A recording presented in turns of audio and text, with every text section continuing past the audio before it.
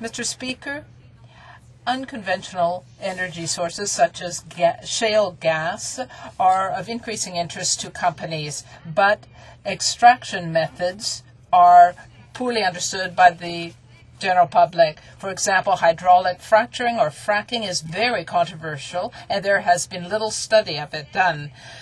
Does the Minister of Environment have any studies on this issue, and what is its impact on the environment? Honourable Minister of the Environment. Thank my colleague for her question. Hydraulic fracturing, of course, is a rather old technique in terms of conventional oil production, but it is relatively new with regards to shale gas. Provincial and federal governments share in the responsibility of regulating the oil and gas sector.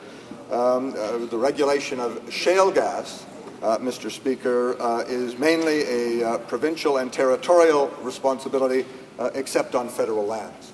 Research is being conducted. The Honourable Member for Halifax.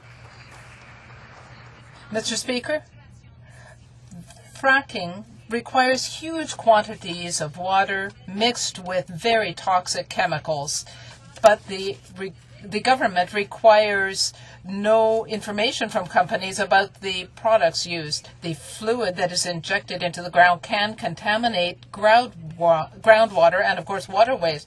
Will the federal government finally require companies to disclose the chemicals that are used, like the Americans have done?